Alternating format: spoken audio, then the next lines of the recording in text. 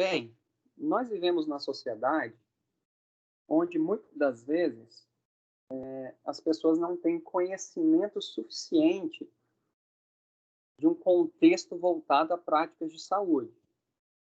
E eu gosto, quando falar sobre primeiros socorros, de usar sempre essa frase: a ignorância torna os seres humanos corajosos. O que essa frase ela significa? A ignorância torna os seres humanos corajosos. Se nós observarmos, quando a gente pontua essa palavra ignorância, a gente remete a um pensamento de falta de conhecimento. Ou seja, a pessoa que não tem conhecimento sobre certas ações, elas vão praticar essas ações sem pensar nos riscos que essas ações podem gerar de prejuízos num paciente ou em uma vítima, como é o nosso caso, porque nós estaremos falando aqui sobre a conduta do socorrista. E socorrista nada mais é do que pessoas que têm como obrigação manter o ser humano respirando e com o coração batendo até a chegada de uma unidade avançada de assistência à saúde. Então, quando a gente fala de primeiro socorro, seria interessante que a sociedade tivesse conhecimento. E hoje eu virar para alguns alunos que estão aqui ouvindo este princípio de aula, muitos não vão saber como abordar certas situações, porque a sociedade em que a gente vive, ela não norteia a população para viver essas situações. Um exemplo que eu vou dar aqui para vocês é o desfibrilador externo automático. O que é o desfibrilador externo automático? São equipamentos que, por exemplo, nos Estados Unidos, escolas de primeiro e segundo grau ensinam como se usar. Então, a sociedade dos Estados Unidos é uma sociedade em que tem por obrigação a amplificação do conhecimento. A nossa sociedade brasileira, mesmo que segue um padrão norte-americano, ela não tem esse conhecimento. Muitos de vocês não sabem nem o que é um DEA, desfibrilador externo automático. Muitos não sabem nem como se usa ou para que serve.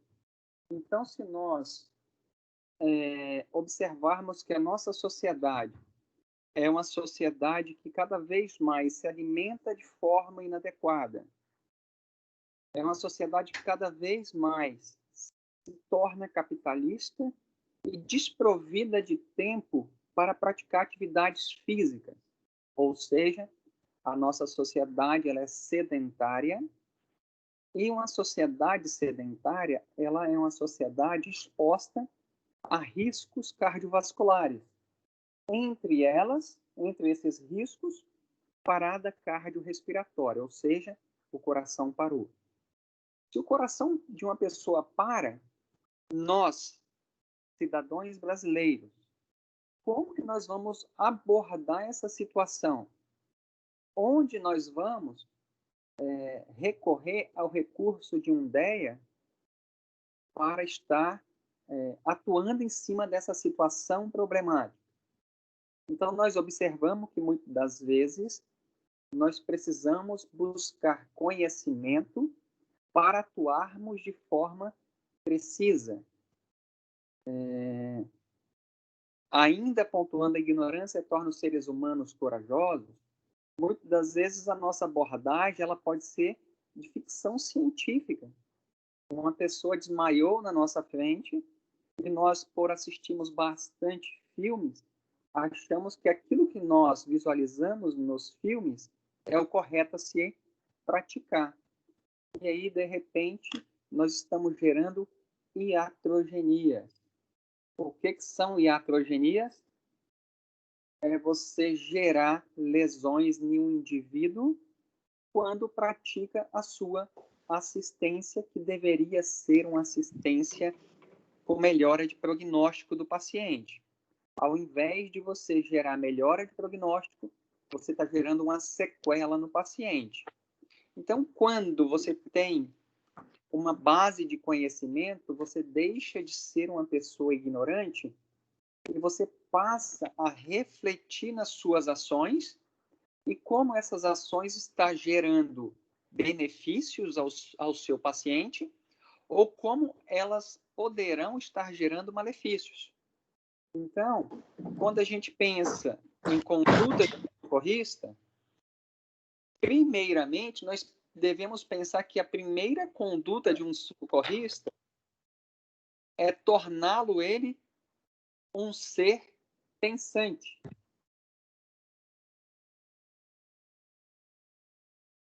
Então, ser um ser pensante é uma das principais características de um socorrista.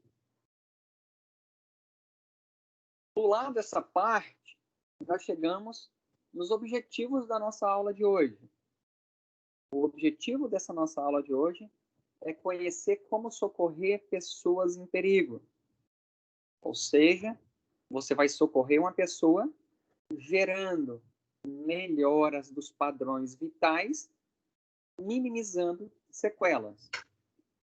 Aprender condutas para saber agir em situações de riscos. E condutas são essas? São aquelas adequadas para cada cenário. Ou seja, quando nós temos uma assistência a prestar, ela nunca vai ser uma igual à outra. Elas podem até ser parecidas, mas cada cena, cada situação, ela vem acompanhada de várias peculiaridades que podem influenciar na sua metodologia de assistência. E o terceiro objetivo, é contribuir para a informação e saúde da população. Entendo que hoje, eu, professor Maciel, estou aqui tentando propagar um mínimo conhecimento para vocês que tiraram tempo para estar me ouvindo. E o conhecimento, ele quando dividido com as pessoas, ele tende a gerar informações. Lembre sempre disso. Conhecimento guardado é conhecimento morto. Ou seja, vocês são agentes propagadores de conhecimento. Então, tudo que vocês aprenderem, ou se aprenderem algo aqui hoje, propaguem. Propaguem porque pode ser minucioso e crucial na assistência a um paciente que precisa de ações de primeiros socorros. Quando a gente fala de primeiros socorros, a gente precisa trabalhar primeiro alguns conceitos. E eu trouxe um conceito muito básico aqui para vocês, um conceito do que seria vida. Então, Pechula 2020, ela trouxe um pensamento de aforismo, onde ela trata a vida como um princípio. A vida é um princípio. E este princípio, ele depende de alguns outros conceitos. Por exemplo, metabolismo, respiração, reprodução. Ou seja, para que haja manutenção do princípio vida, precisa haver o processo de respiração. O processo de respiração favorece ao processo de metabolismo. E o processo de metabolismo vai fazer com que haja a reprodução. Então, se nós observarmos, vida é muito amplo, mas eu quero que hoje vocês pensem em vida como um princípio. E nós vamos observar no decorrer da aula que existem prioridades para se manter o princípio. Qual a prioridade que você usará em determinadas cenas ou cenários de assistência de primeiros socorros para garantir o princípio vida? Então, pontuando ainda os conceitos dependentes que a vida tem, a gente vai pensar um pouquinho sobre o processo respiratório. Nós estamos visualizando duas imagens aí, e essas duas imagens, ela fala de interação de sistemas. Eu peço atenção à turma aqui agora, porque a gente vai aprofundar um pouquinho. E se alguém tiver alguma dúvida, vocês fiquem à vontade para abrir o áudio e estar perguntando. Tentem não levar dúvidas para casa. Quando a gente fala de interação de sistemas, a gente observa essa dinâmica.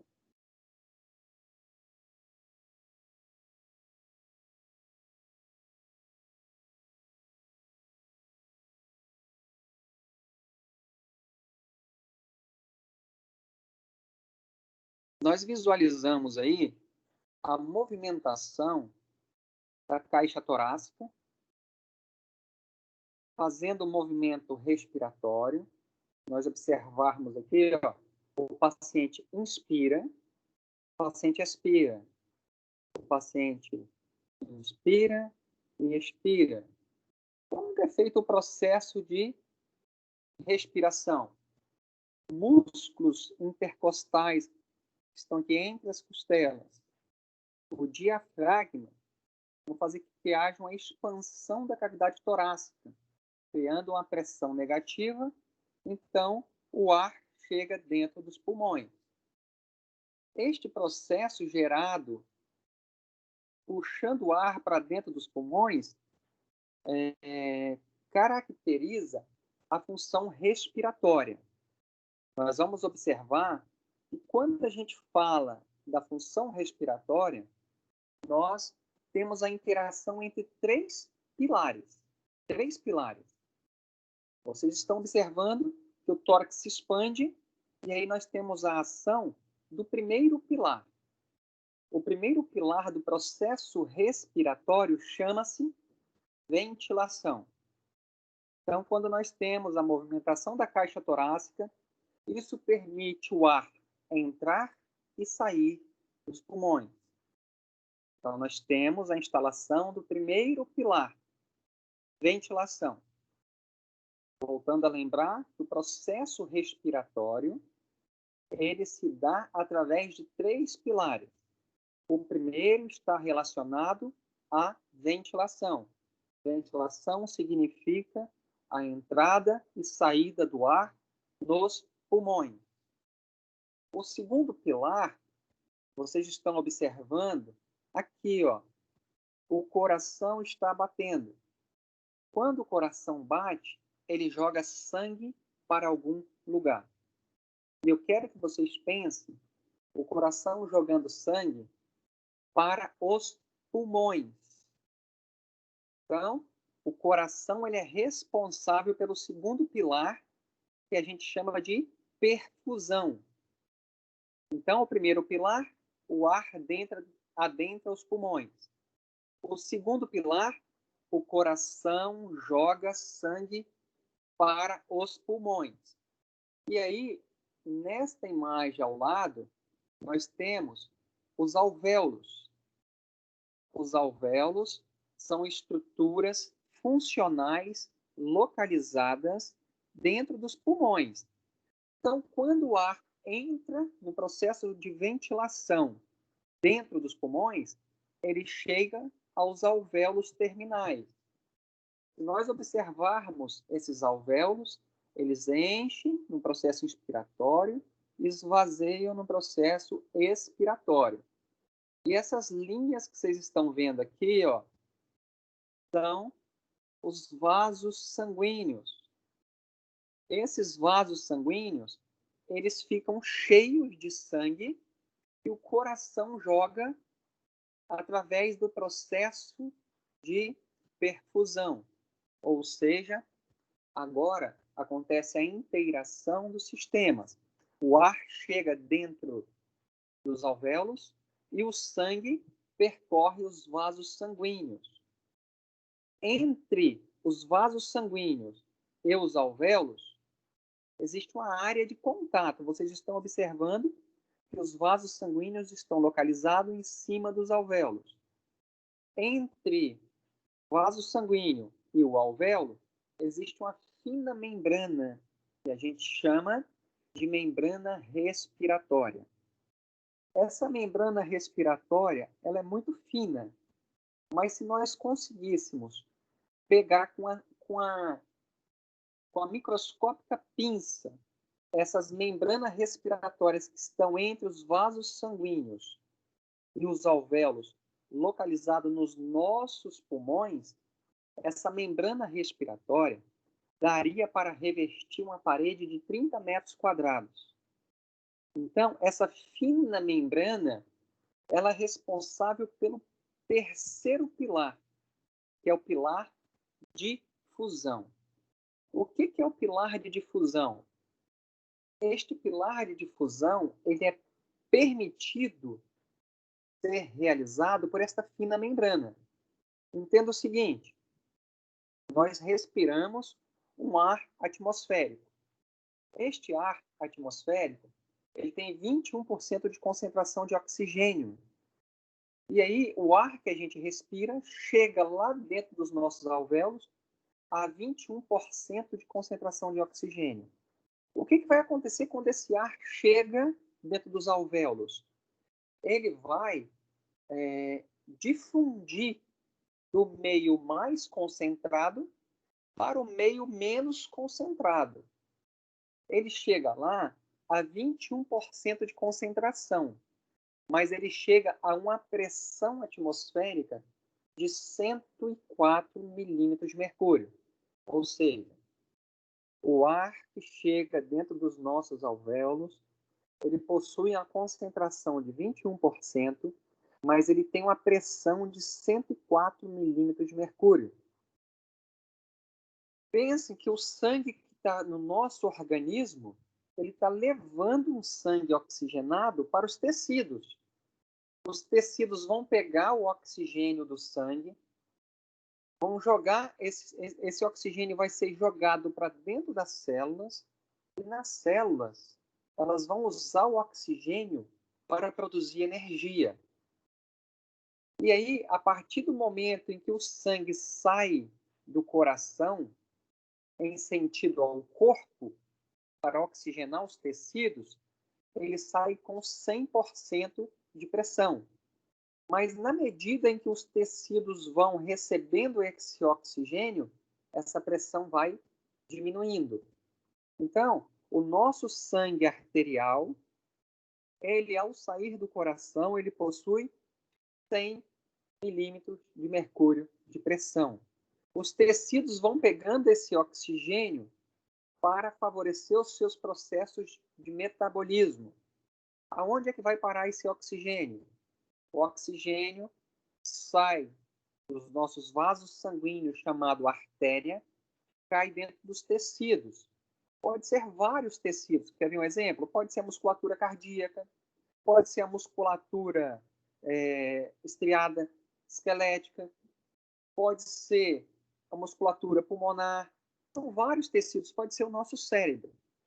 Ou seja, o sangue sai do coração e vai em sentido aos tecidos. Dentro dos tecidos, o oxigênio entra dentro das mitocôndrias. Dentro das mitocôndrias, uma molécula de oxigênio, dentro das mitocôndrias, uma molécula de açúcar, na presença do oxigênio, geram 32 moléculas de energia. Ou seja, o que eu estou falando para vocês? As células, elas entram num processo de metabolismo e transformam o oxigênio em energia. Entenda o seguinte, para eu estar aqui falando, eu estou gastando energia. Para vocês piscarem, vocês estão gastando energia.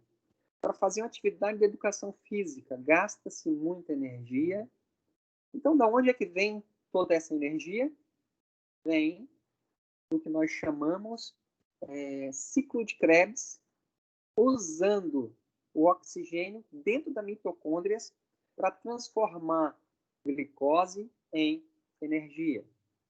E aí, uma vez o oxigênio partindo do princípio de gerar energia através do metabolismo celular, o sangue agora ele começa a perder a concentração de oxigênio. E ele começa a perder a pressão parcial de oxigênio, é onde nós temos a característica do sangue venoso. Agora, o sangue não está mais dentro da artéria levando oxigênio para as células. O sangue está dentro das veias, trazendo o gás carbônico do processo de metabolismo celular. E para onde é que vem esse sangue pobre em oxigênio? Vem para o coração vai jogar o sangue para os alvéolos, e aqui, ó, vai chegar um sangue pobre em oxigênio. Quando o sangue está pobre de oxigênio dentro desse vaso sanguíneo aqui, o que acontece? A pressão de oxigênio está baixa dentro desse vaso sanguíneo. Então, o oxigênio que nós respiramos, que estão dentro do alvéolo, se difunde do alvéolo para dentro do vaso sanguíneo. E aí, para onde é que vai dentro do vaso sanguíneo? Ele vai se ligar às hemácias. Então, por isso que é fácil de entender que um paciente anêmico ele tem dificuldade respiratória. Por que ele pode ter dificuldade respiratória? Porque ele vai ter poucas hemácias circulantes. Logo, eu preciso de ter uma hemácia em quantidade adequada para ela transportar oxigênio para todos os tecidos. E aí, nós observamos a interação dos sistemas. O pulmão ventila, o coração perfunde, e a interação entre um e o outro, através da membrana respiratória, permite o processo de difusão. O que é o processo de difusão? O gás se transporta do meio mais concentrado para o meio menos concentrado. Quando nós inspiramos, o oxigênio que está dentro dos alvéolos passa para os vasos sanguíneos. E o CO2 é o produto final do metabolismo celular, ele também chega aqui nos pulmões através do sangue venoso. O CO2 aqui ele está elevado e no ar atmosférico, que chega dentro dos nossos pulmões, ele está baixo. Então, o que vai acontecer? O oxigênio entra, o CO2 sai.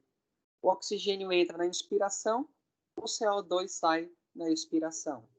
Dar-se-á aí processo respiratório através da interação dos sistemas. E aí, nós temos aí o coração e o pulmão se interagindo, mas essa interação ela é coordenada pelo cérebro. É o cérebro quem vai determinar quantas vezes o coração vai bater e quantas vezes o pulmão vai movimentar a sua frequência respiratória. Logo, nós possamos entender que se, por exemplo, eu tenho um acidente de moto, onde um paciente teve um traumatismo e esse traumatismo amputou a perna do paciente, ele vai perder sangue. Se ele perde sangue, o meu coração agora vai ter que compensar o pouco sangue que ele tem circulando. Logo, o coração vai acelerar. O coração vai acelerar numa tentativa de compensar o fluxo sanguíneo que precisa passar pelo pulmão para oxigenar tecidos. Então, se o paciente está perdendo sangue, o coração vai acelerar. Aí, o cérebro vai entender que está passando pouco sangue. Então, ele vai aumentar a frequência respiratória também. Então, esses dois sistemas eles estão interligados com o objetivo de gerar processo que a gente chama de homeostase. O que é a homeostase? Equilíbrio celular funcional, ou seja, há um equilíbrio no nosso organismo e o nosso organismo ele está numa zona de conforto. Então, quando eu pergunto para vocês o que é o princípio de Fick, Fick foi um estudioso ele determinou a seguinte situação. A homeostase do organismo ela é dependente dessas três peculiaridades. Hematose. O que é hematose? Hematose é tudo isso que eu acabei de explicar para vocês. O sangue chega venoso nos pulmões, ele é oxigenado e ele sai arterial dos pulmões. O sangue chega nos pulmões sem oxigênio e rico em CO2, o sangue sai dos pulmões rico em oxigênio e pobre em CO2. Então, a hematose é propriamente dito a troca gasosa, a interação entre os três pilares. Volto a lembrar para vocês que o processo de respiração dar-se-á através da interação dos três pilares. Ventilação, perfusão e difusão. A interação desses três pilares garante uma correta hematose.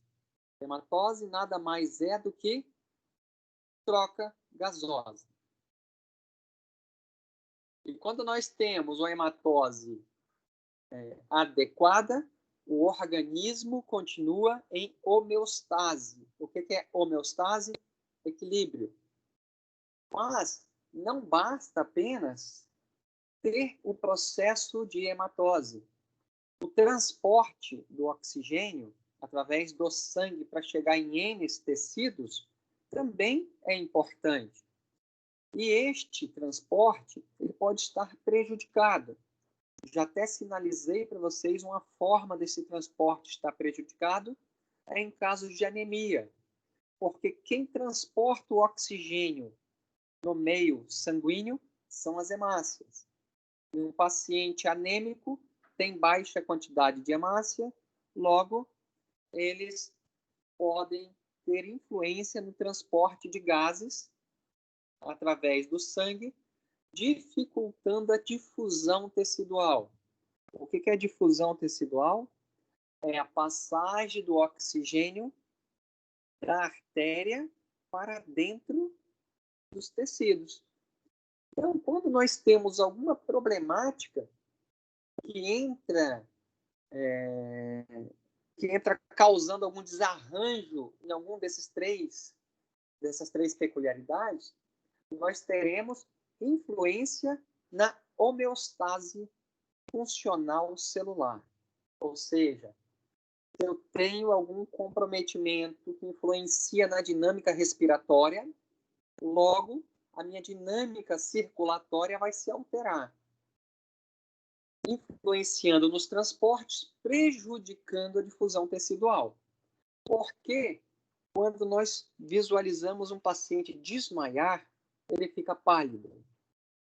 Porque quando um paciente desmaia, ele perde a capacidade de controle dos sistemas pela máquina cerebral. Vocês já devem ter visto a anatomia cerebral, do cérebro.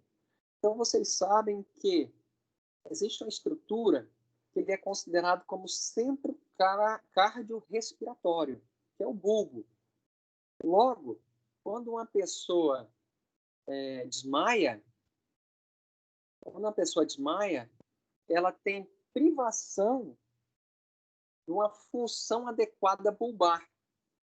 Então, para que serve o bulbo?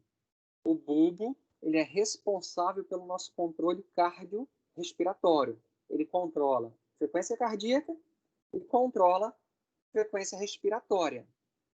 E, além disso, ele controla o tônus vascular sanguíneo, dos vasos sanguíneos. Então, quando o paciente desmaia, é como se os vasos sanguíneos se relaxassem. Agora, pensa que o vaso sanguíneo relaxou. Logo, vai ter um acúmulo de sangue na periferia, nos braços, nas pernas, faltando sangue aonde? Cérebro. Logo, o cérebro ele vai gerar uma ação. Eu preciso desviar o fluxo sanguíneo para órgãos-alvos, que é cérebro e coração. Então, o que o cérebro e o coração faz neste momento? ele joga várias catecolaminas na corrente sanguínea. Uma dessas catecolaminas são a adrenalina. A adrenalina vai fazer o quê? Vasoconstricção periférica. Ou seja, ela vai sugar todo o sangue da pele. Então, nós estamos visualizando aqui que quando a pessoa desmaia, acontece tudo isso. Acontece um rearranjo para preservar sangue para cérebro e coração. Por que aconteceu todo esse rearranjo? Simplesmente para manter os órgãos vitais recebendo um fluxo sanguíneo com um aporte de oxigênio acentuado. Porque as células cerebrais, elas não conseguem passar mais do que 3 minutos sem oxigênio sem gerar sequelas definitivas nela. Células morrem, diferente de uma perna, que ela pode ficar 2 horas sem receber um aporte sanguíneo e não tem sequela funcional ou estrutural nenhuma. Então, o organismo se rearranja diante dessa problemática. A mesma forma vai acontecer naquela amputação traumática no acidente de moto que eu comentei com vocês. O paciente está perdendo sangue. De cara, ele vai ficar pálido por 2 situações. O sangue que ele está perdendo é toda vasoconstricção. O que é vasoconstricção? Os vasos sanguíneos da periferia vão se fechar para jogar sangue para órgãos-alvos, órgãos centrais. Como que se faz isso? Através da vasoconstricção das meta-arteríolas. O que são metas-arteríolas? São artérias fininhas, terminais. Então, o fluxo sanguíneo ele vai ser desviado e aí nós visualizamos perda da homeostase. Mas de que forma que se perde a homeostase? Através do trauma. Quando a gente entende o que significa a palavra trauma, ela conota qualquer evento nocivo que vai fazer com que haja uma liberação de energia. E essa energia ela é nociva. E ela é classificada em 5 categorias. Essa energia física nociva, ela pode ser mecânica. Vamos pensar aqui num fato mecânico.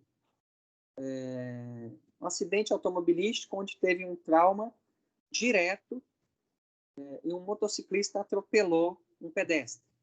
Então, teve um impacto mecânico direto.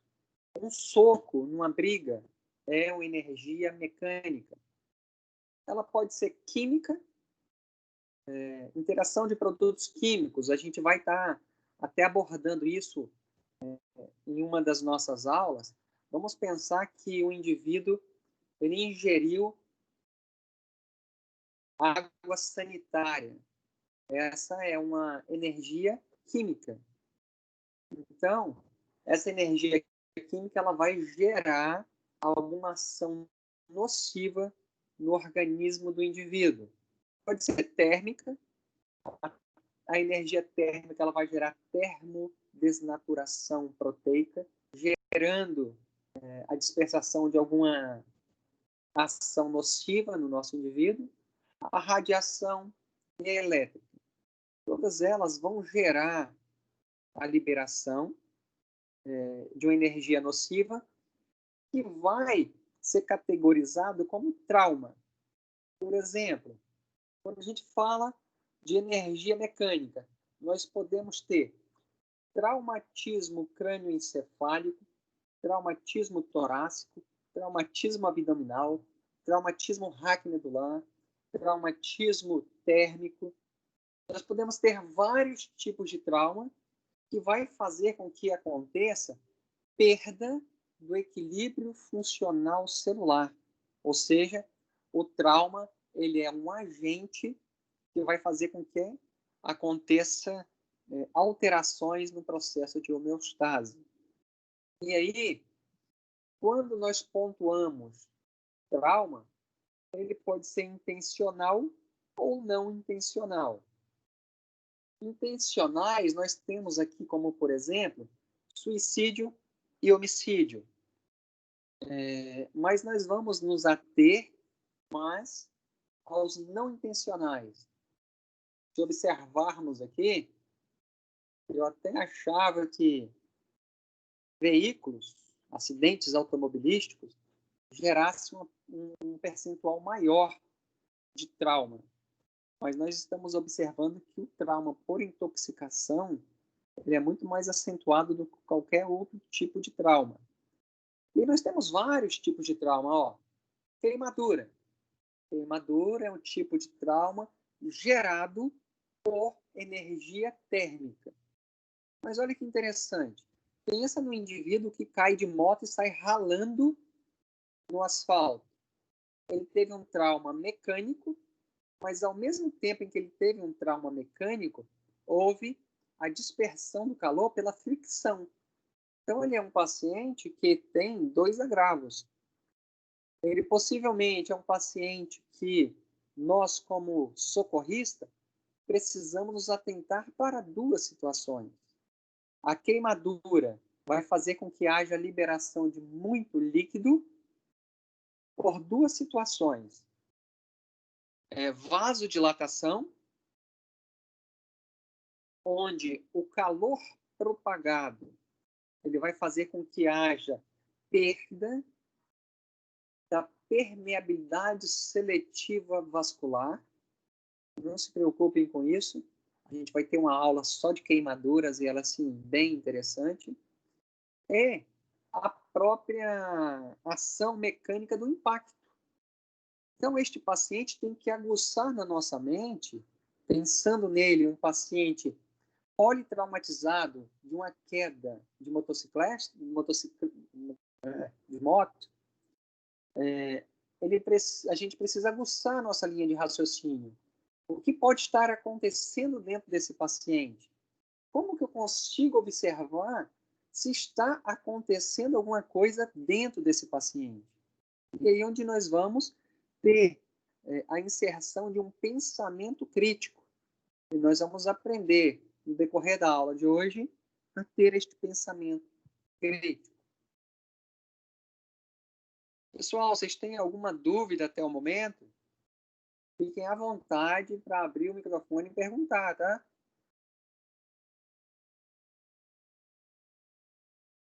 Então, quando a gente fala de trauma, a gente pode dividir ele em três fases. O pré-evento é tudo aquilo que vem antes do acontecimento da propagação da energia nociva, ou seja, é antes do fato acontecer. Então, toda vez que a gente pensa no pré-evento, a gente pensa em prevenção. Se nós observarmos um exemplo de pré-evento, é o que o governo lança de campanhas. Vamos pensar aqui, ó. Se beber, não dirija. Logo, essa campanha, ela é uma campanha determinada como pré-evento. Professor, Oi? Quando há uma baixa de glicose, pode ser referido a um tipo de trauma? Como? A baixa de glicose no sangue? Quando ela pode ser gerada de duas formas. Primeiro, realmente o paciente é um paciente que se encontra num cenário de hipoglicemia.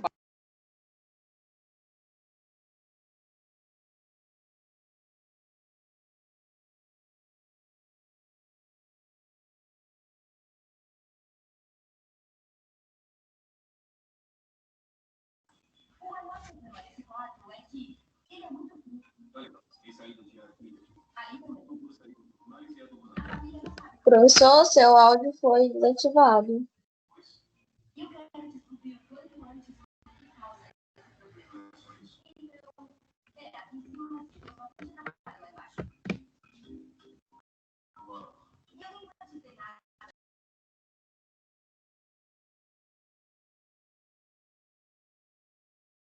Então, o paciente, quando ele tem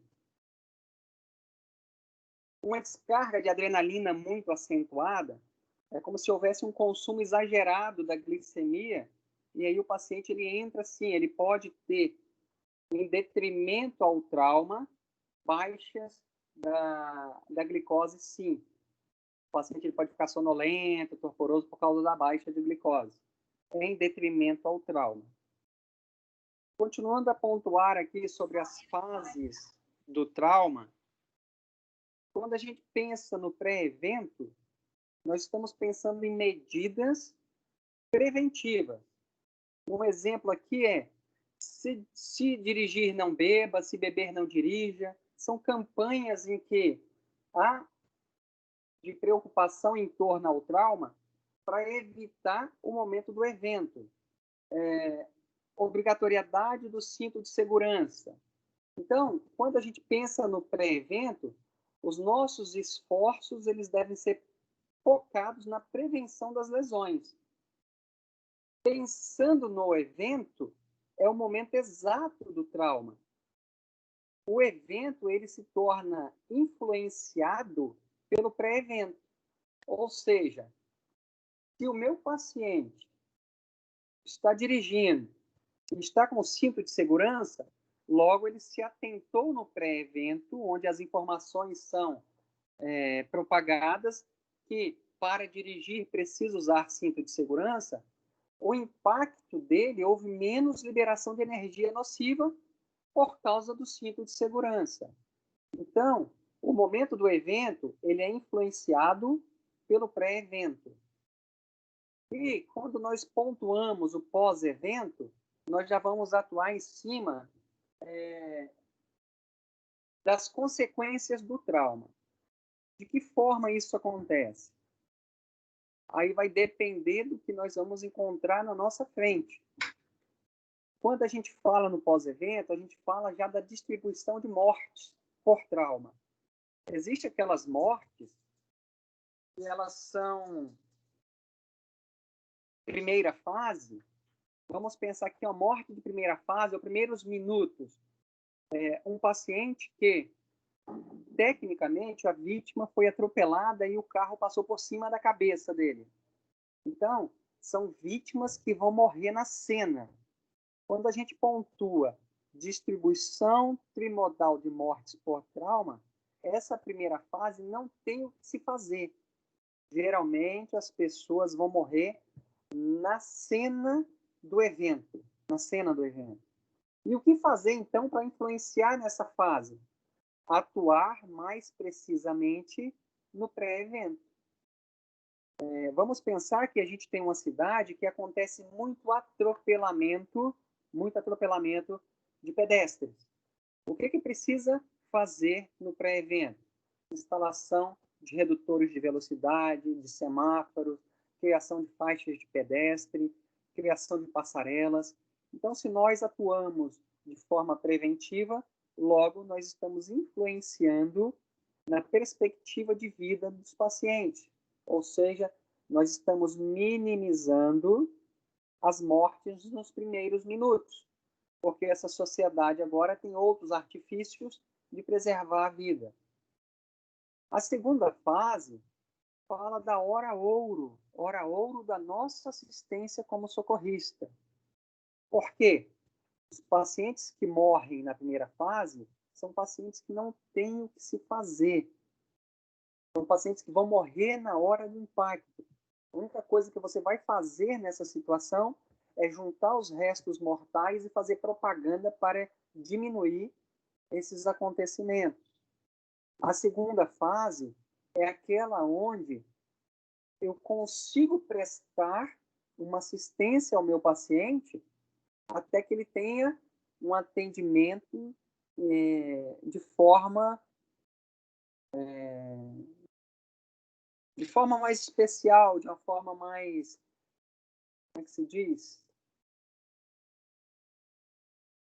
De uma forma onde a assistência vai ser uma assistência qualificada. Um exemplo aqui que eu posso dar para vocês, atuando ainda na mesma sequência de pensamento, onde o paciente teve um acidente automobilístico e teve uma amputação de perna, é a criação ou instalação de um torniquete para evitar a perda sanguínea. Aí vocês vão estar pensando assim, mas poxa, o professor está falando na colocação de um torniquete, mas o torniquete não é proibido? Existem situações em que a sociedade pontuou que há necessidade de proibição do torniquete, onde, por exemplo, eu consigo fazer o controle da hemorragia com a compressão digital. Então, se eu consigo controlar a hemorragia apertando com o meu dedo, para que eu vou usar torniquete? Mas quando eu penso numa fratura, onde houve a amputação traumática de uma perna e está sangrando muito, eu não vou ter sequela naquela perna ao colocar torniquete, porque ela já foi amputada. Então, quando a gente pontua essa segunda fase, eu consigo fazer um torniquete no meu paciente, sem que ele venha a perder todo o seu fluido sanguíneo corporal, preservando assim a sua vida até a chegada de uma assistência especializada. E a terceira fase aqui, a gente fala de mortes, onde o meu paciente ele foi exposto a quadros de infecções em detrimento ao trauma. Pensa nesse paciente que amputou a perna, ele caiu no meio do asfalto e aquela perna que está amputada teve contato com secreção, sujidades, e aí ele não tinha a profilaxia antitetânica que todos nós devemos ter atualizada, e aí o meu paciente ele desenvolveu aí infecções ou qualquer outro tipo de doença que fez com que ele viesse morrer muitos dias ou semanas após o acidente. Então, quando a gente fala do trauma, ele é dividido em 3 fases: pré-evento, evento e pós-evento, cada uma com sua peculiaridade. Agora, eu vou falar um pouquinho do impacto do trauma na vida. Vocês lembram que eu comentei com vocês que vida, a gente pensa em vida, a gente pensa em princípio. E quando o trauma acomete o indivíduo, o princípio vida, ele pode estar sofrendo riscos. Então, quando a gente pensa no princípio, a gente fala que ele é prioridade dependente. O que é isso?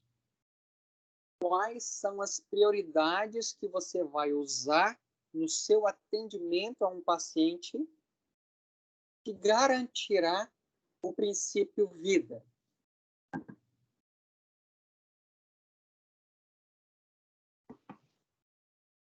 Vamos pensar aqui num paciente que ele teve um trauma na cabeça, traumatismo craniano, e você presenciou que esse indivíduo bateu a cabeça e ele desmaiou.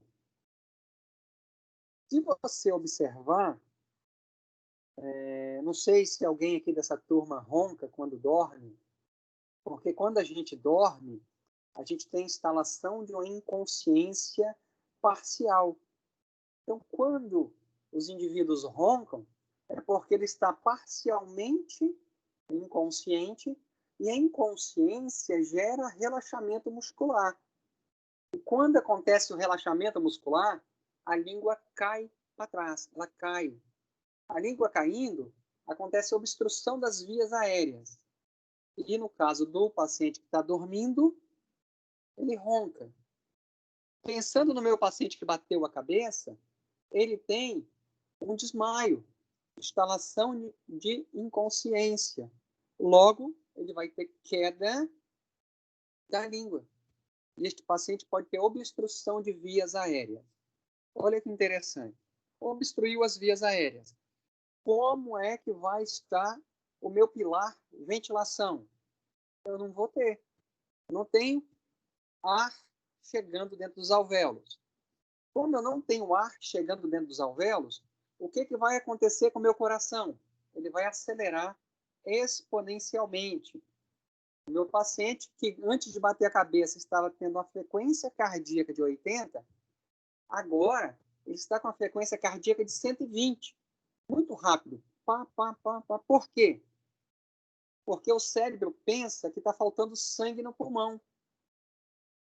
E aí ele tenta compensar o fluxo aumentando a frequência. Mas, na verdade, não está tendo o quê no pulmão? Ventilação, porque a queda da língua aconteceu no meu paciente.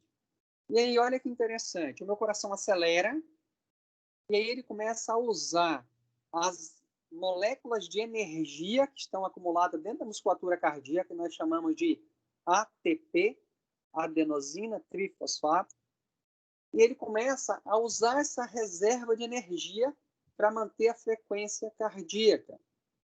Mas como que essas moléculas de ATP são restabelecidas? Através do processo de mandar oxigênio para dentro das células. Se eu não estou respirando, eu só estou degradando as minhas reservas de energia. Logo, o meu coração não vai ter mais de onde tirar reservas. Não vai ter de onde tirar energia. O que ele vai acontecer? Vai entrar numa situação de bradicardia. Ele vai bater baixinho, fraquinho. A frequência agora que estava 120 começa a cair. Chegou a 60, indo para 40. O que está acontecendo aí? O meu coração está entrando em parada cardíaca. Eu estava numa parada respiratória, porque a língua caiu. Agora, eu estou caminhando por uma parada cardíaca, porque eu já usei todas as minhas reservas de energia e eu não estou repondo as energias, porque para repor energia, eu preciso que o oxigênio chegue lá nas células cardíacas. E aí, o que acontece? O meu paciente está desmaiado. Você viu que ele não está respirando, a respiração não está efetiva. Você visualizou que o coração está batendo, está taquicárdico. O que você precisa fazer? Você precisa abrir as vias aéreas desse paciente. Se você abrir as vias aéreas desse paciente, ele vai respirar, a frequência cardíaca vai diminuir, vai parar de gastar as energias acumuladas na musculatura cardíaca, o coração não vai parar. E aí, a única coisa que você fez foi o seguinte: você elevou a cabeça do paciente e levantou o mento. Hiperestende o pescoço e eleva o queixo. O que você fez quando você hiperestende o pescoço, mesmo o paciente estando inconsciente, você desobstrui a via aérea. Aquela língua que caiu lá para trás, quando você hiperestende o pescoço, ela abre a via aérea. E aí, olha que interessante. Qual foi a prioridade que você utilizou para garantir a manutenção do princípio que era a vida? Você simplesmente hiperestendeu o pescoço do paciente. Você hiperestendeu o pescoço do paciente, abriu as vias aéreas, o paciente agora continua a respirar, continua a bater o coração, mas aí é o que eu falo, que o princípio é prioridade dependente. E aí as nossas prioridades, elas precisam estar embasadas em algumas características. Conhecimento. Hoje, eu creio que alguns de vocês já conheciam alguma coisa sobre tudo que eu estou tentando falar aqui, mas outras poucas pessoas não têm nem noção ou não tinham noção do que eu estou abordando.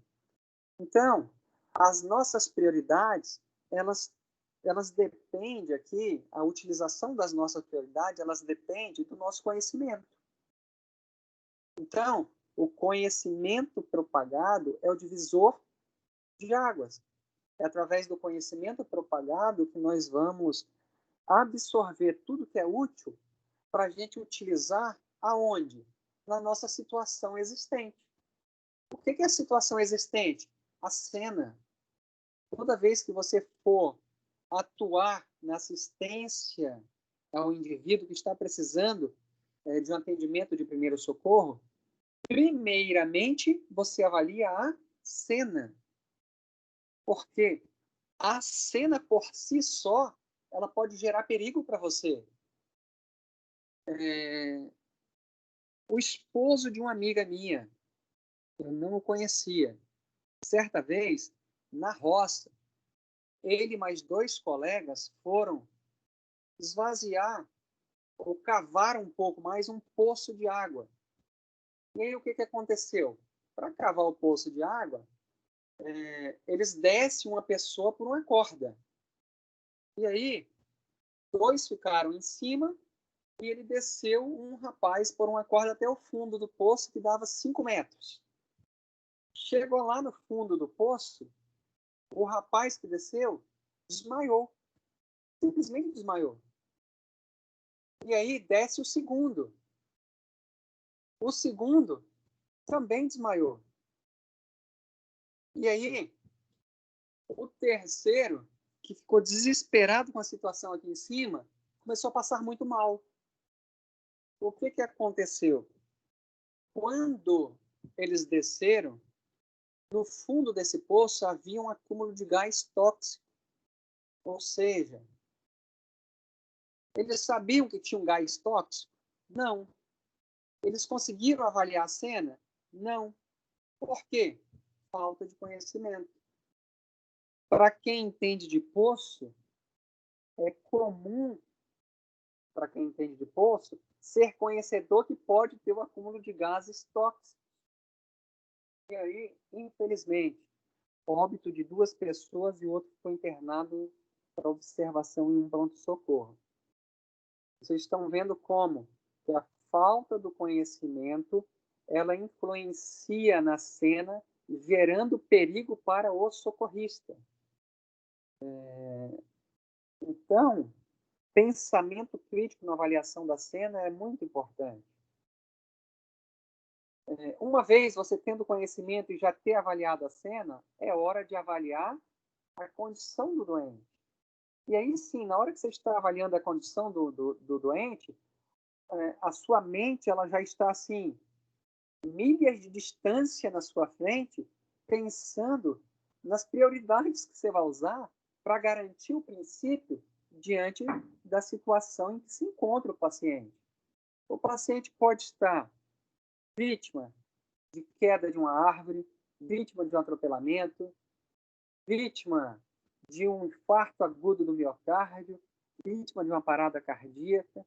E aí, enquanto você avalia a condição do paciente, você já tem que estar pensando, ou seja, você precisa ser proativo na determinação das suas prioridades para você garantir o seu princípio. E tudo isso, é claro, vai também ser influenciado pelos equipamentos que você tem disponível para garantir a prioridade.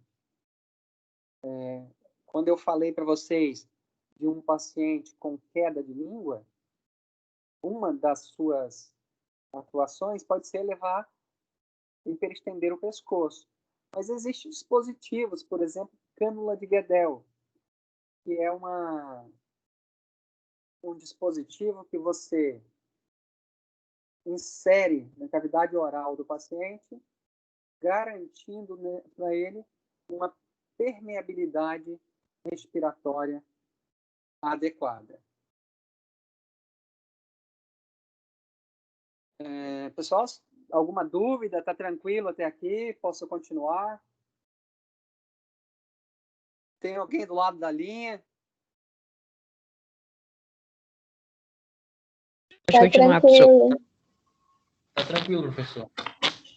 Está dando para acompanhar a linha de raciocínio? Tá sim. Sim. Tem hora que eu viajo um pouco, mas é assim mesmo, né? Vamos continuar, então. E aí a gente entra na temática de hoje. Claro que ninguém vai sair das nossas aulas de primeiros socorros sendo um expert em atendimento pré-hospitalar. O que eu quero que vocês entendam é que nós precisamos ter noções do que seria primeiro socorro. Primeiro socorro é todo atendimento prestado a uma vítima de mal súbito ou trauma, onde nós vamos apenas garantir a manutenção da preservação dos sinais vitais para o paciente. O que é isso? Nós devemos sair, no final das nossas experiências de primeiros socorros, sabendo fazer uma massagem cardíaca, sabendo detectar uma parada respiratória, sabendo observar uma hemorragia passível de compressão. Então, quando nós observamos essas situações, nós vamos manter os sinais vitais de uma forma a garantir a preservação da vida, que é o nosso princípio. Mas isso somente durante um curto período de tempo, até que chegue um tratamento definitivo. E aí sim, um tratamento definitivo, nós temos um atendimento pré-hospitalar, onde nós vamos ter manobras mais invasivas a fim de restabelecer o equilíbrio momentâneo até que ações definitivas sejam estabelecidas. O que eu estou querendo dizer aqui para vocês? Vamos pensar que meu paciente desmaiou, está pálido, deitado no chão da escola. Caiu na escada da escola, bateu com a costela em algum lugar, e aí está muito pálido. O coração está taquicárdico, ele está pálido. Desmaiou. Uma noção de primeiro socorro seria o quê? Elevar as pernas deste paciente. Porque quando eu elevo as pernas deste paciente que está desmaiado, eu estou fazendo o quê? Vamos pensar aqui, ó. Um paciente que está desmaiado, ele tem supressão da sua função bulbar, logo, ele tem acúmulo de sangue na periferia. Ou seja, o bulbo não está mais controlando de forma adequada o tônus vascular, o sangue se acumulou na periferia. E aí o que acontece? O sangue fica represado nas pernas. Então, quando eu elevo as pernas do paciente, eu estou fazendo o quê? Fazendo com que aconteça um retorno venoso para o coração e o coração consiga circular esse retorno venoso para o pulmão, oxigenando e jogando um sangue oxigenado para o cérebro. Ou seja, o simples levantar a perna deste paciente, eu já estou melhorando a hemodinâmica. O que é hemodinâmica? Hemo, sangue, dinâmica, movimentação. Então, quando eu elevo as pernas, eu melhoro a movimentação sanguínea, preservando o fluxo sanguíneo central, que é cérebro e coração. Então, essa é uma medida de primeiros socorros. O que eu fiz? Mantive a preservação dos sinais vitais. Só que quando o paciente bateu a costela em alguma estrutura, ele lesou o baço. E aí, o baço é diferente do fígado. O fígado, geralmente, ele tem o seu sangramento autolimitante. Ou seja, o organismo vai dar conta de controlar aquela hemorragia. Só que o baço não. O baço ele tende a sangrar até o momento de precisar de uma intervenção cirúrgica.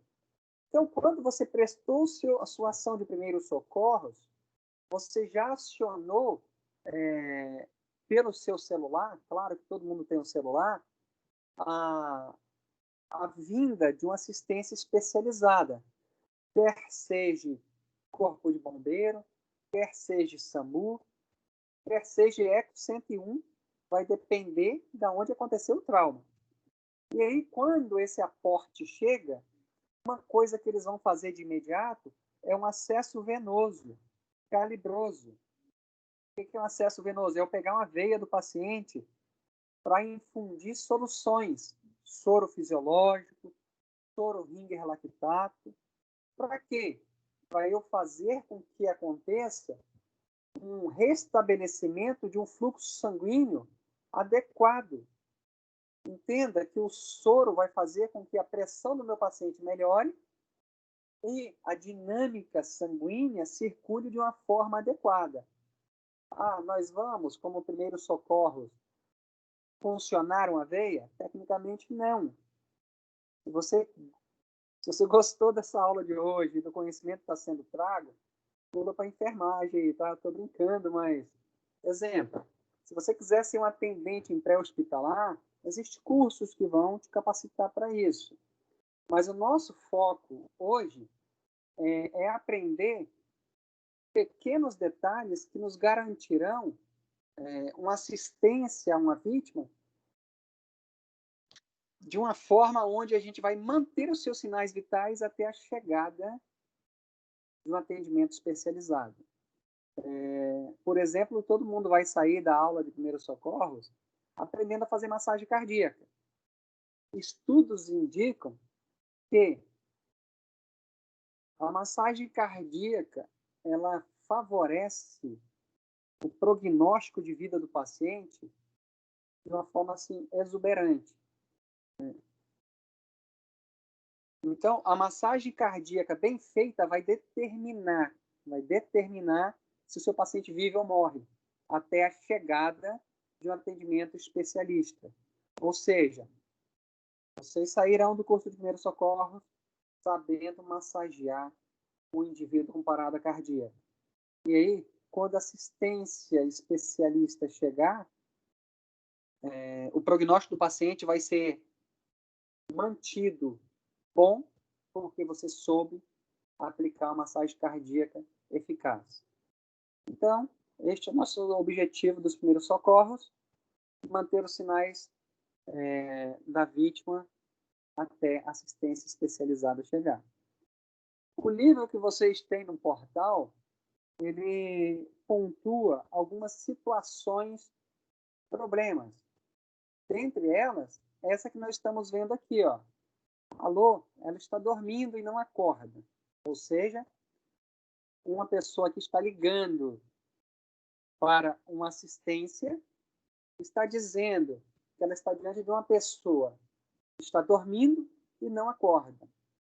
Eu grito, chacoalho a cabeça e nada. Socorro, moça, me ajude, por favor. O que nós estamos visualizando aqui? Desespero. E o interessante é exatamente isso, ó. Diante da situação problemática, nós sempre devemos manter a calma. Quer ver um exemplo aqui? Certa vez, estou vindo para minha casa.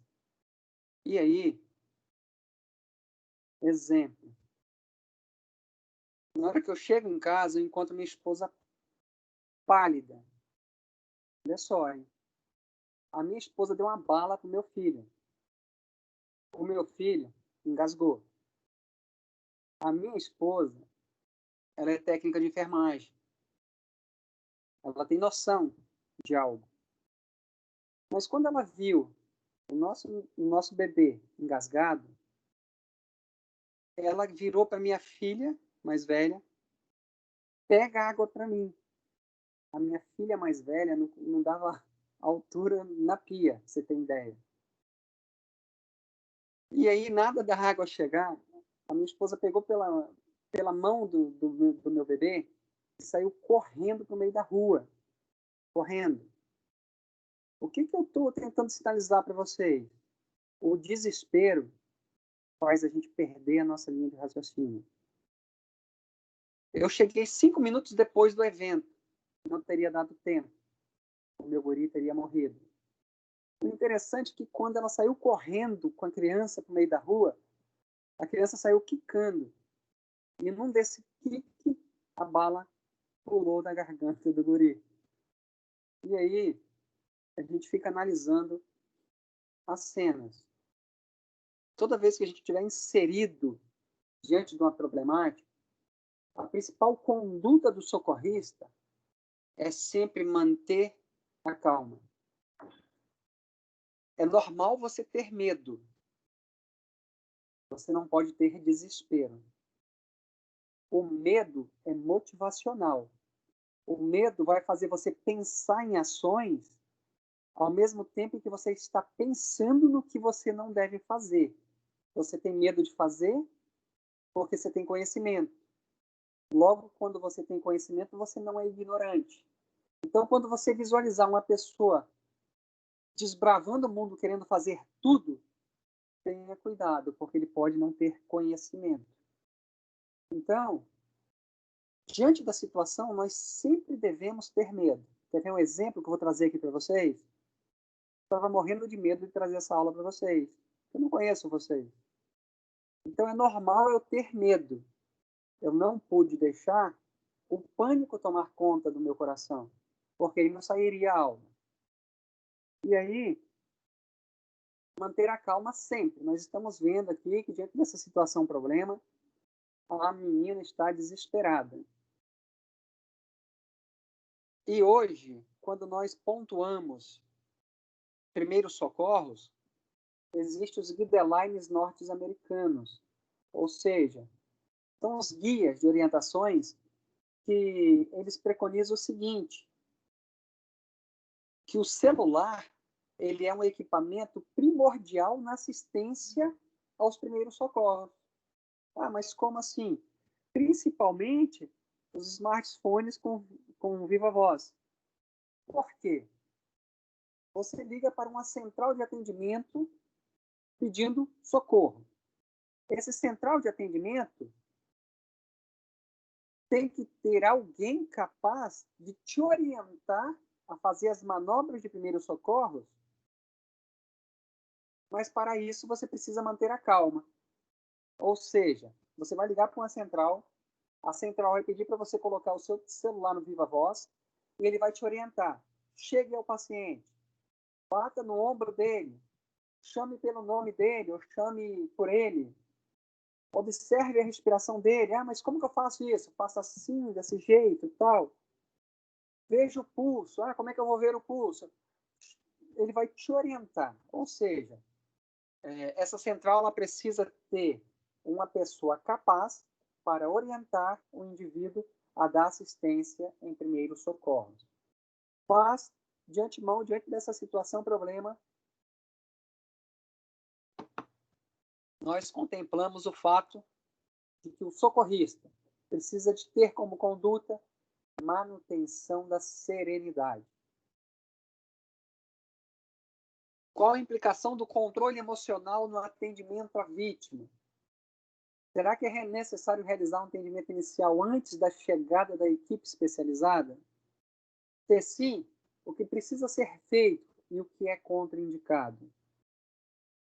Todas essas situações aí, a pessoa que está do lado de lá da linha precisa te orientar se você precisa ou não fazer alguma coisa.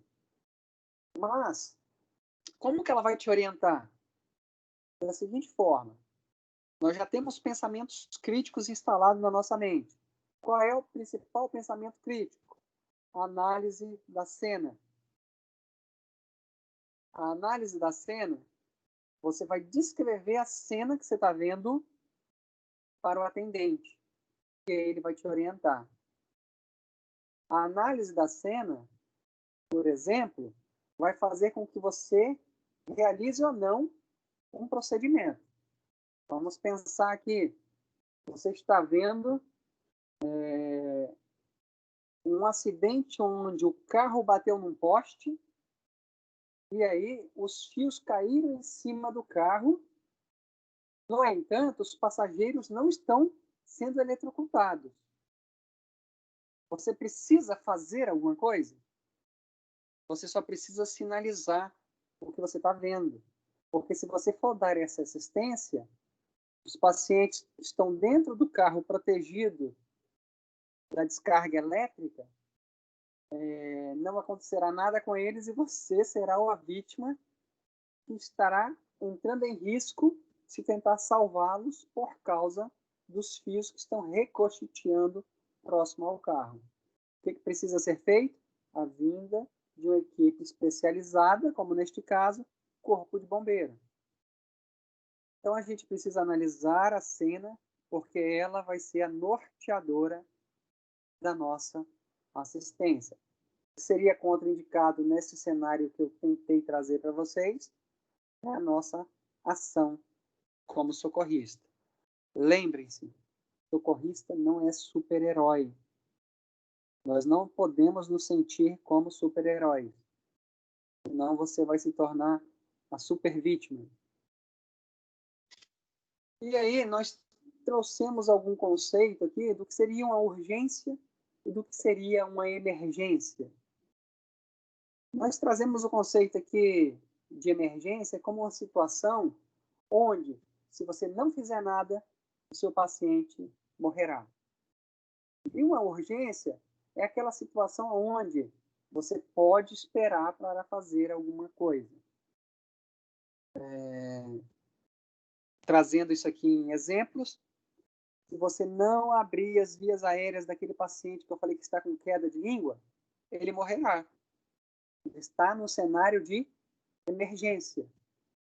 Mas se o paciente desmaiou, ele está respirando, frequência cardíaca está um pouquinho acelerada, ele se encontra no cenário de urgência. Por quê? Porque ele teve uma pancada na cabeça, mas a pancada não foi suficiente para gerar queda de língua. Se a pancada foi suficiente para gerar queda de língua, emergência. Se não foi, urgência. Qual a diferença de urgência para emergência? A urgência, você poderá somente observar se o paciente vai piorar e você pode esperar a ajuda de um suporte avançado de vida. A emergência, não. Você precisa tomar uma ação como atitude, garantindo a abertura da via aérea do paciente para que ele possa respirar e manter os pilares aí de ventilação, perfusão e difusão, mantendo a oxigenação tecidual. Tudo isso que eu falei para vocês de cenário, onde houve um acidente onde o carro bateu no poste, o motociclista amputou a perna, o rapaz escorregou na escada, bateu as costelas e rompeu o baço. Todas essas situações hipotéticas que nós pensamos e imaginamos aqui, ela vai gerar um conjunto de sinais. E esses sinais serão observáveis. Por exemplo, a respiração. Quantas vezes você respira por minuto? Alguém saberia me dizer qual é o padrão respiratório normal?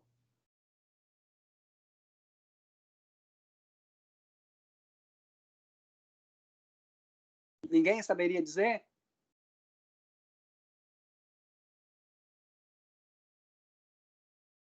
Esse silêncio é tão angustiante. Tem alguém do lado de lá da linha? Professor, acho que são 15, 12, não sei. Então, são de 16 a 20. É um padrão respiratório normal. 16 a 20 movimentos respiratórios por minuto. Então, se você, presta atenção, pensa naquele paciente da escada, ele bateu o lado direito aqui, da costela, no corrimão. Foi uma pancada forte. O paciente não desmaiou. Mas daqui 20 minutos, você observou que a frequência respiratória dele está 34 batimentos por minuto. Batimentos não, perdão, movimento. 34 está dentro do normal? Não. O que você começa a suspeitar deste paciente? Uma hemorragia interna. Me explica aí, por que hemorragia interna? Se o paciente tem uma pancada forte, ele está perdendo sangue para dentro do abdômen, o que ele vai fazer?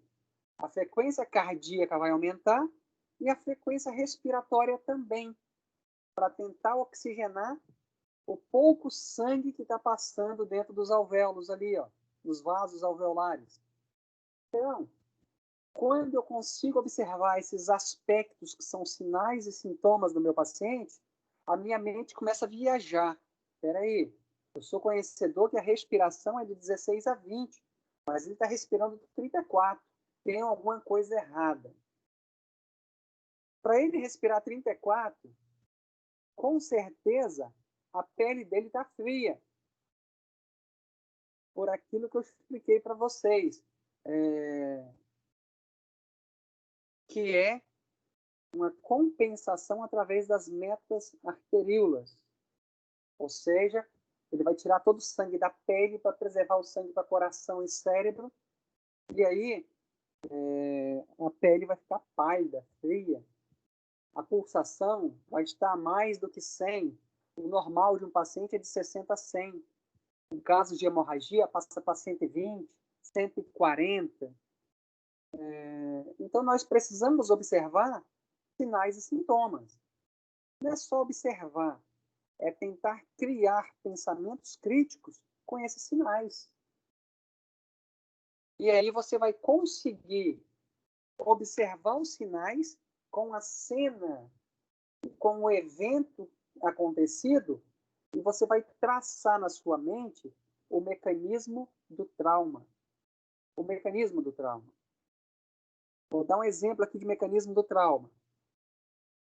Um biólogo foi soltar um animal na floresta. O cara é meu primo. Ele caiu de uma barranqueira de 6 metros. Ele caiu em pé. Ele caiu mais em pé, apoiando primeiro a perna direita no chão. Quando ele apoiou primeiro a perna direita do chão, o fêmur partiu a fíbula no meio e ficou cravada. O fêmur abriu a fíbula e entrou dentro da fíbula. Então, quando você imagina isso, qual a sintomatologia do seu paciente? Ele teve uma grande descarga simpática de liberação de catecolaminas, logo ele tem palidez. Porque as catecolaminas fazem vasoconstricção periférica. Ele vai ter um puta de um edema nesse joelho, vai estar gritando de dor, mas pode não ser apenas isso. Pelo mecanismo do trauma, ele caiu em pé. Ele poderia ter um afundamento do quadril, ou seja, o fêmur adentrar para dentro da cavidade pélvica.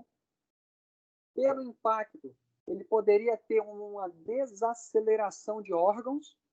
Pensa no fígado. O fígado ele é ligado dentro da cavidade abdominal através de alguns ligamentos. Um deles liga o fígado na superfície da cavidade abdominal, superfície superior, através do ligamento falciforme. Então, a desaceleração deste órgão poderia romper este ligamento e, além da dor que ele está tendo, gerar toda essa sintomatologia que nós estamos observando, ele poderia ter uma hemorragia interna com a característica mais acentuada dos seus sinais e sintomas. Então, nós precisamos observar tudo. Neste caso, deste meu primo, ele teve um edema acentuado no joelho, e nós precisamos observar não só isso. Por exemplo, a característica dos olhos. Pupilas dilatadas, apenas uma pupila dilatada.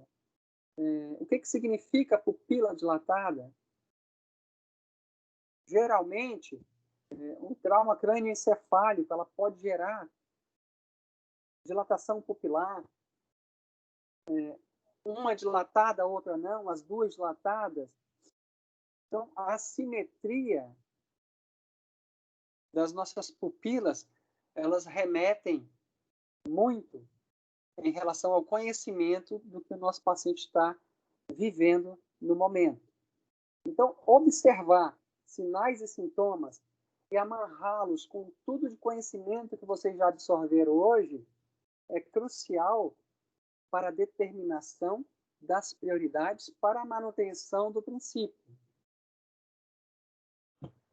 A nossa função como socorrista, ela é exercida e regulamentada através da lei, de uma portaria 824 de 99, e uma das nossas principais funções consiste no reconhecimento e na correção imediata da falência do sistema respiratório cardiovascular. E foi isso que nós até agora tentamos falar, através dos pilares do processo respiratório. Ou seja, se você garante circulação e garante ventilação, você está garantindo a manutenção do princípio. Como que eu vou garantir circulação? Contendo hemorragias, fazendo massagem cardíaca. Como é que eu vou garantir ventilação? Abrindo vias aéreas. Às vezes, você precisa até fazer uma redução de fratura para abrir vias aéreas. Pensa num impacto frontal de um carro, onde o indivíduo estava sem o cinto de segurança e o tórax dele bateu contra o volante. E aí ele quebrou as costelas, quebrou este osso que a gente tem aqui entre as costelas, que a gente chama de externo. E aí, pense que o externo afundou, comprimindo a traqueia. E só você chegou na cena.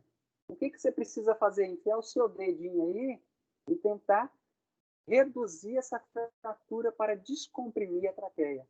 Porque senão, você não vai garantir a viabilidade do sistema respiratório, vai faltar oxigênio, o coração vai bater rápido, vai consumir as suas reservas, vai entrar em bradicardia, vai entrar em assistolia, que é parada cardíaca, vai morrer. Então, a prioridade é manter a integração entre esses dois sistemas, respiratório e cardiovascular.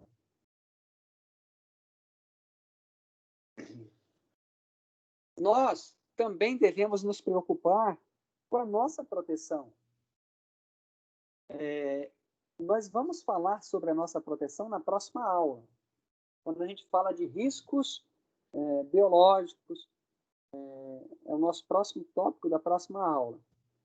Por exemplo, aqui, somente encoste em feridas se for de grande proporção. O encostar em feridas está gerando risco para a gente. Você não pode encostar em feridas de qualquer forma. Você precisa ter uma luva. Você precisa se proteger.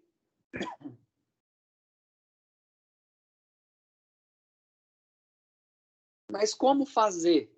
Se o paciente está com uma artéria pulsante, sangrando na tua frente, e você está saindo do supermercado, mas você não tem luvas de procedimento nas suas mãos, o que você vai fazer para salvar a vida desse infeliz?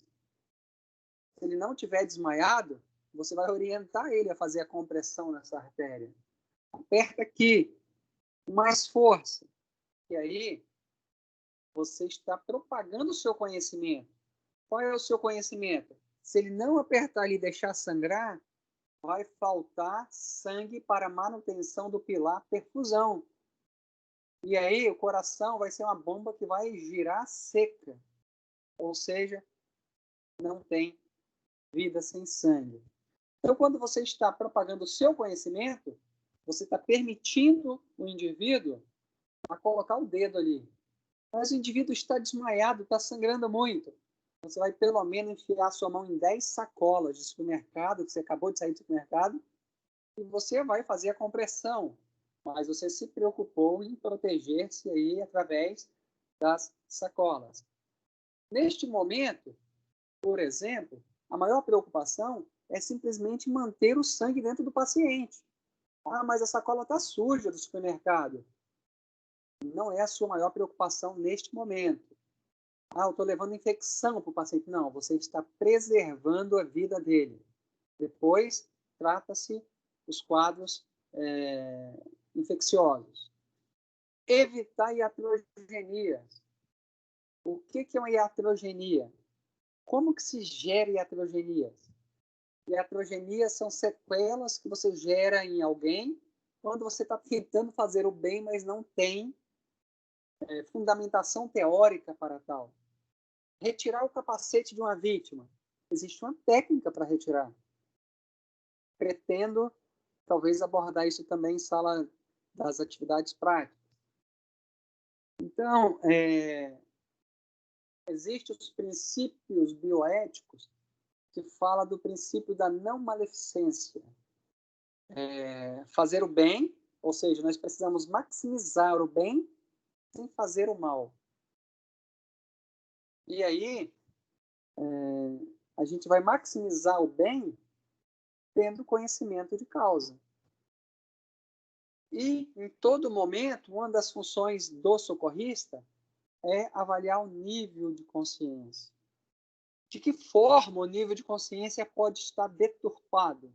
Da seguinte forma: o cara tomou a pancada na cabeça e desmaiou. Logo, ele não tem mais consciência. Ou das outras duas formas: está faltando oxigênio no pilar ventilação, logo não chega oxigênio no cérebro.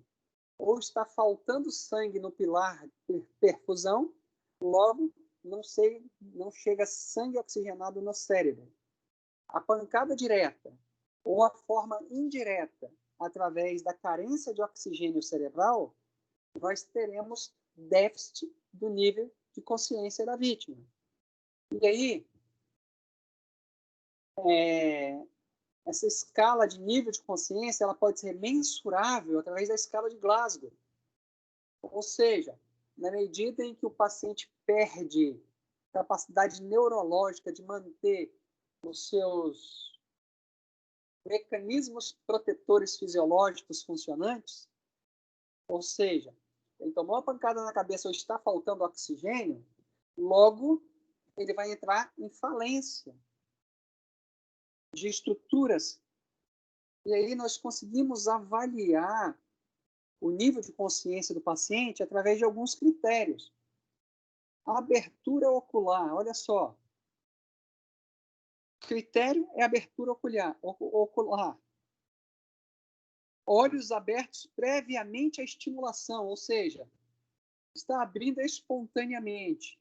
Eu tenho a pontuação de 4 pontos. Abertura ocular após ordem em tom de voz normal ou em voz alta. Já estou precisando gritar com o paciente para ele abrir o olho. A pontuação já cai para 3. Abertura ocular após estimulação da extremidade dos dedos.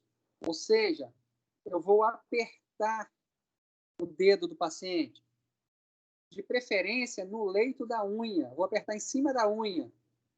Aí o paciente vai abrir o olho somente quando eu aperto nesses pontos dolorosos. 2 pontos ele recebe. A ausência persistente de abertura ocular sem fatores de interferência. 1 ponto. Ou os olhos ficam fechados. Nós não testamos. Aí eu vou categorizar como nenhum ponto. Então, o primeiro critério é a abertura ocular. O segundo é a resposta verbal. Se meu paciente está lúcido, orientado, ele sabe que hoje é segunda-feira, que foi o retorno das aulas na faculdade, então ele recebe 5 pontos. O meu paciente ele está confuso, não entende nada. O que ele fala alguma coisa sem conexão, sem coesão, então ele vai ter 1 ponto. Então, a gente vai avaliando a melhor resposta ocular, a melhor resposta verbal, a melhor resposta motora. Como assim, melhor resposta motora? Exemplo, eu peço para ele levantar o braço direito. Ele levanta. 6 pontos. Elevação da mão acima do nível da clavícula ao estímulo da cabeça ao pescoço. Já é 5 pontos. O meu paciente ele tem flexão dos membros, ou seja, ele tem uma situação de descerebração e decorticação. O que é descerebração e decorticação? Deixa eu ver aqui se eu puxo a imagem para vocês.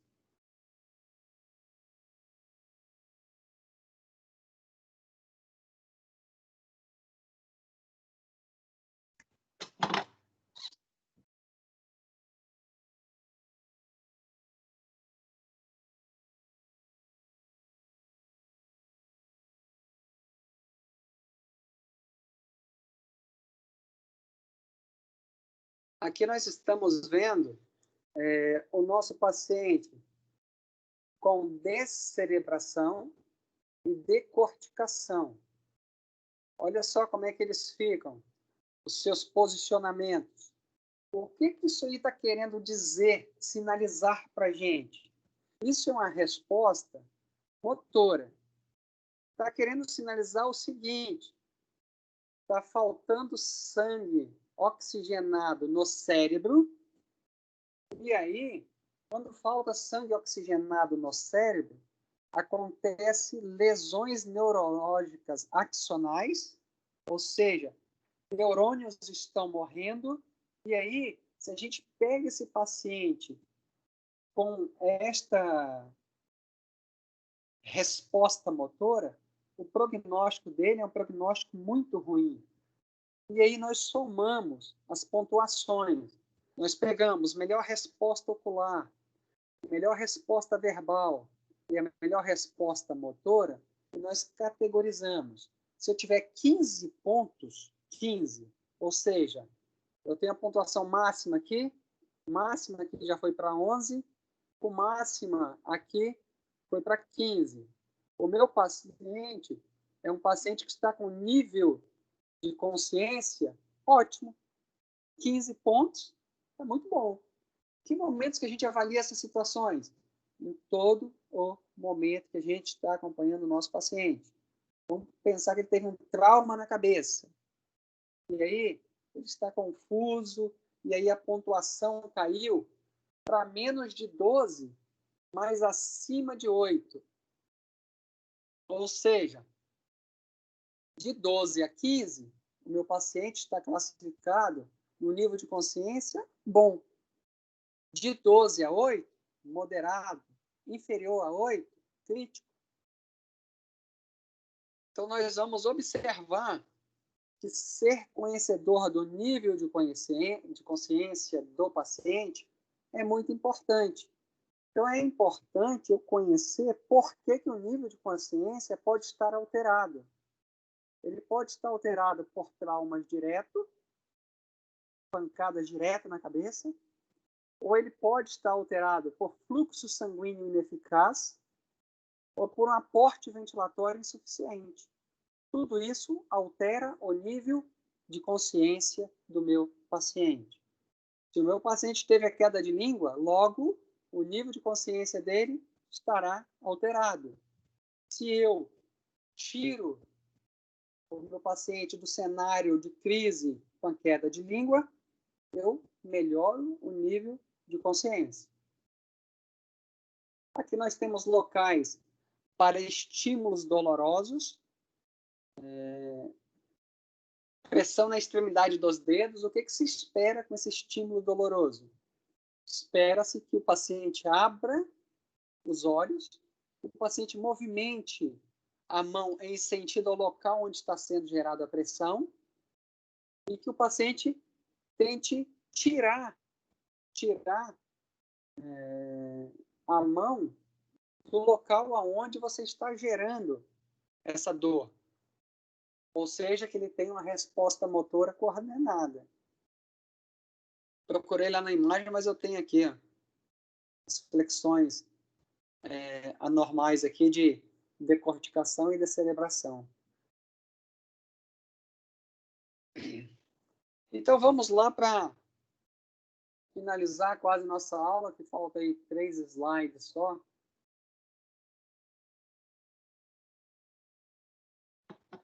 Quais são os principais passos para um atendimento inicial em primeiros socorros? Sempre manter a calma, observar a região do acidente e as pessoas envolvidas com calma. O que é isso? Observação da cena. Lembrei aqui de um policial rodoviário que eu conhecia, que sempre na farda, né? Ele estava sempre na viatura também, então ele sempre parava o fluxo de carros quando se via um acidente da maior rotina. Em certo momento aconteceu um acidente, ele estava em carro de passeio, sem farda, sem nada, e aí, quando ele parou para sinalizar, ele foi atropelado e acabou sendo envolvido.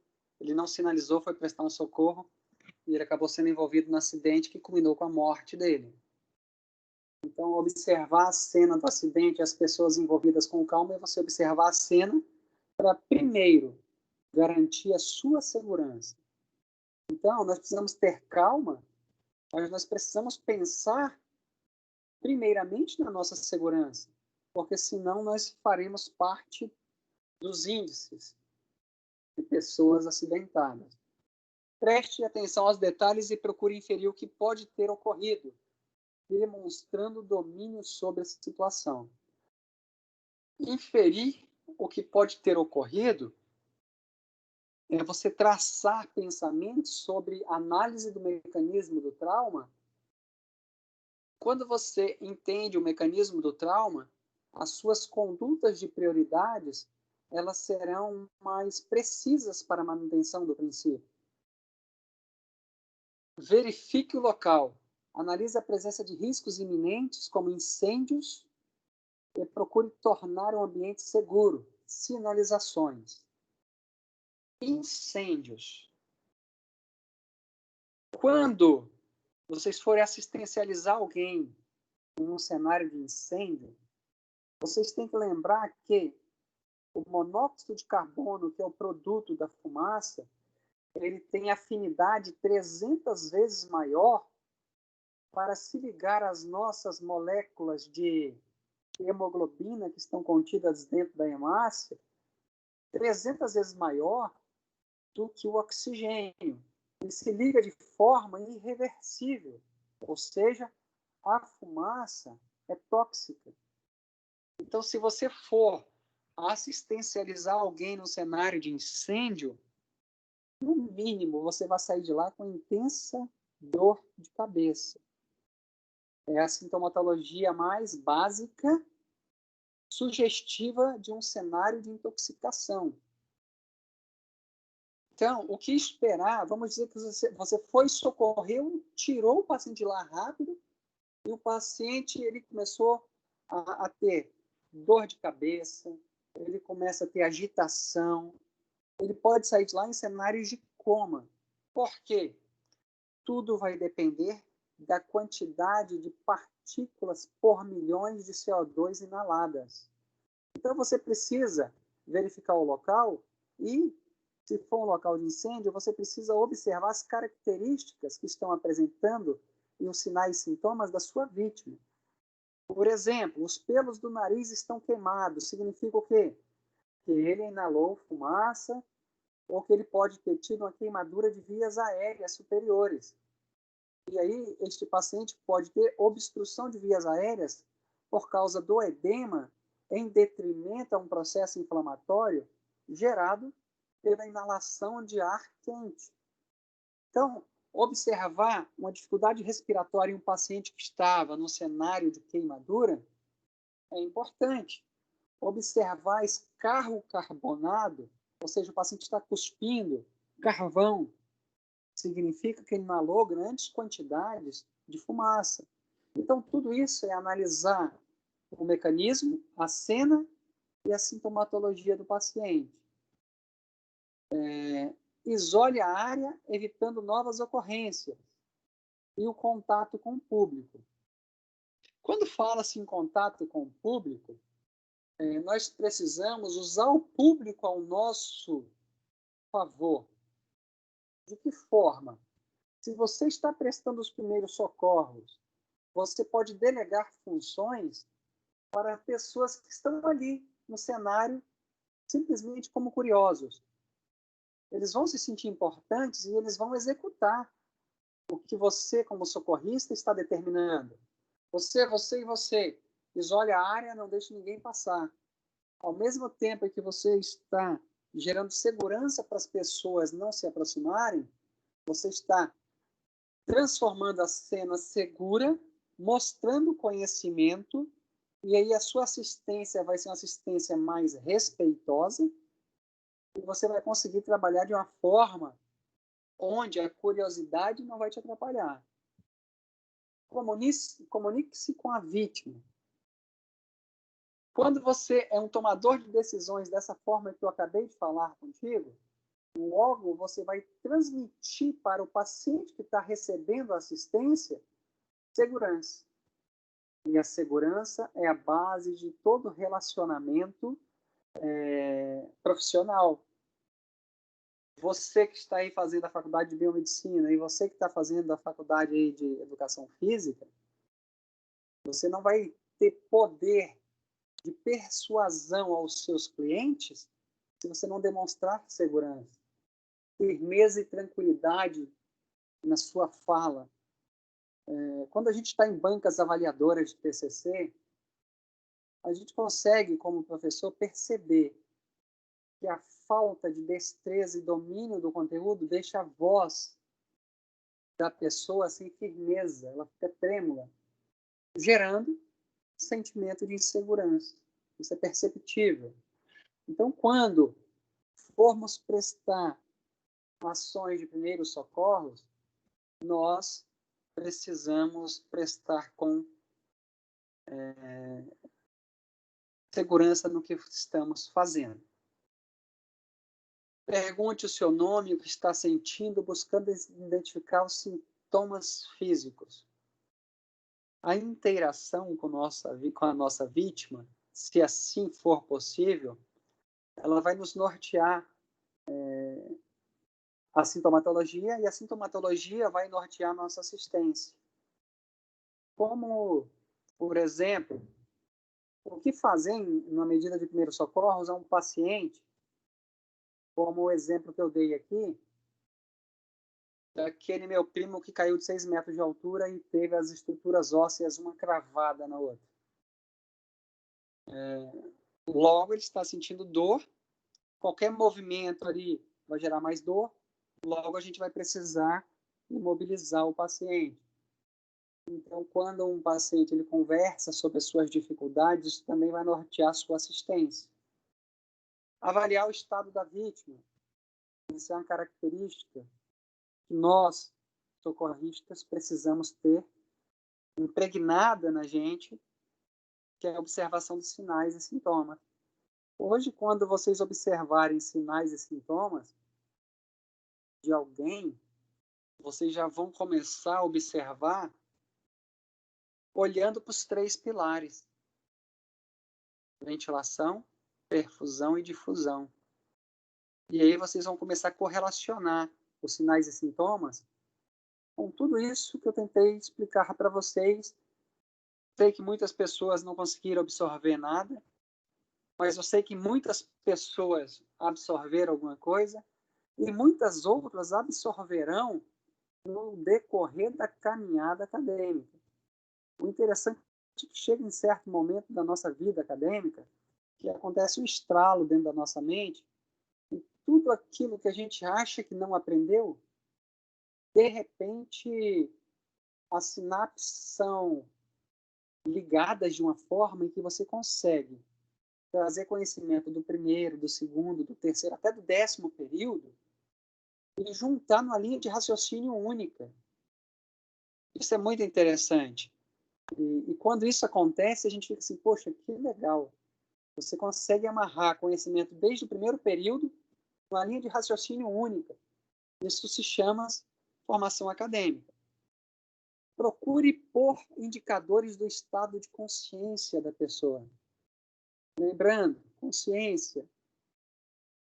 A consciência ela é dependente do estado de homeostase. A homeostase depende da manutenção dos pilares. E aí a gente vai amarrando tudo que a gente tentou aprender na aula de hoje.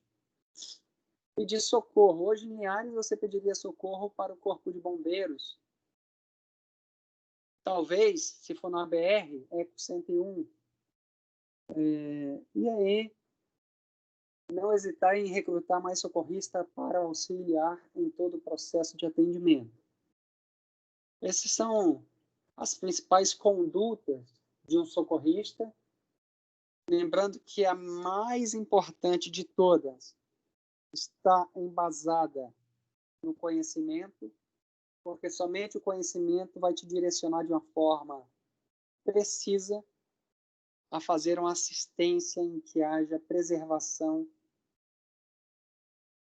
dos pilares, preservação do princípio do indivíduo, que é a manutenção da vida, sem geração de iatrogenias. E eu espero ter conseguido passar alguma coisa para a turma neste momento? E estou aberto, após baixar aqui a lista de presença e parar a gravação da aula, eu estou aberto a qualquer tipo de pergunta pertinente à disciplina de hoje. Fiquem à vontade.